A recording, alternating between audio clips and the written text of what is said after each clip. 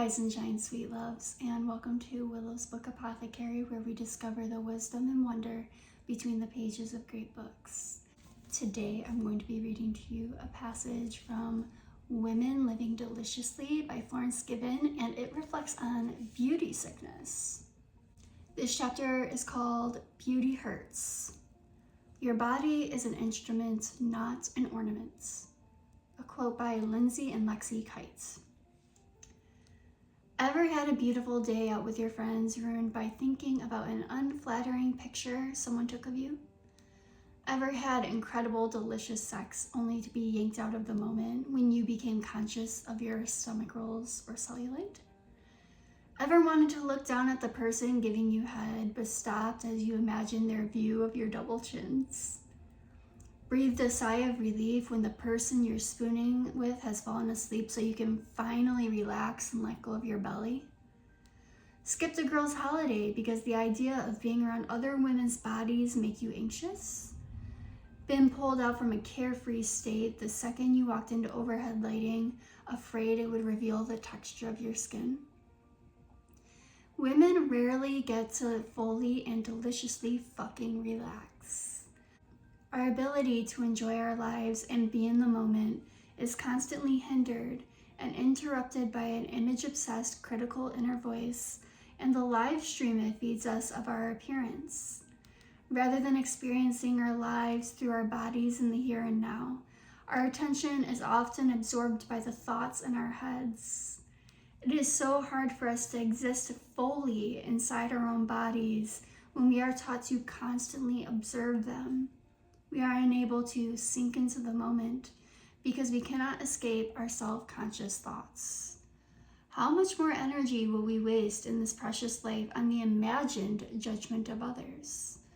How much more energy will we waste on monitoring our appearance when we could be spending our time living, creating, dancing, relishing, and being fully present?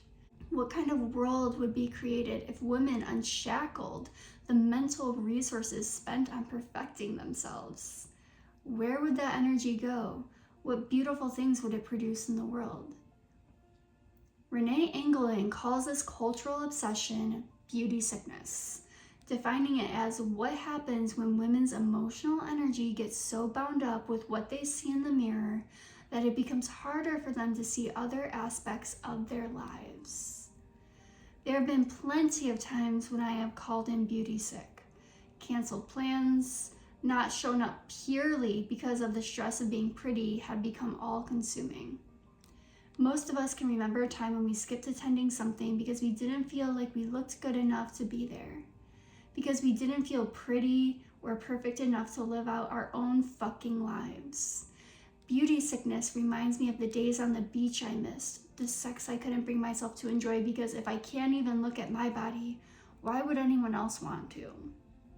All the swims I never went for in the sea, the clothes I wouldn't wear out of shame, or the food I wouldn't allow myself to eat during family holidays or group dinners.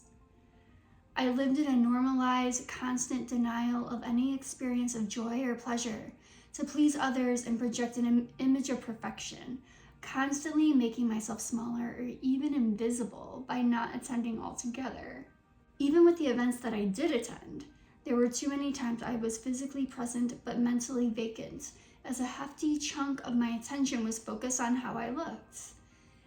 If I'd had to be brutally honest and write down the reason for my lack of attendance on RSVP slips, most of them would have said, can't come, not feeling pretty enough, throwing my clothes all over the room, screaming, crying in the mirror, having overwhelming anxiety about the dress code.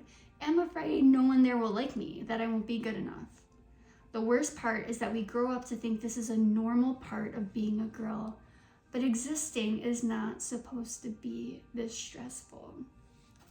So this passage reminded me of my best friend's bachelorette party, where we had all gone to the beach and everyone was taking photos, and I spent an entire night crying, contemplating my life, seeing photos of myself, specifically my legs. And it seems really silly now, but at the time it truly did feel devastating.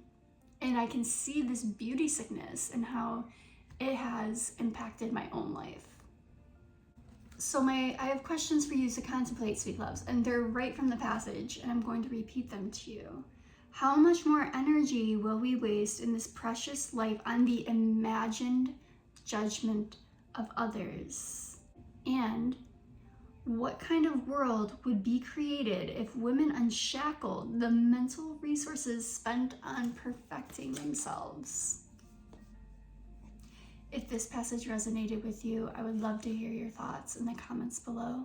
And if you would like more daily literary wisdom, then hit subscribe. I will see you tomorrow.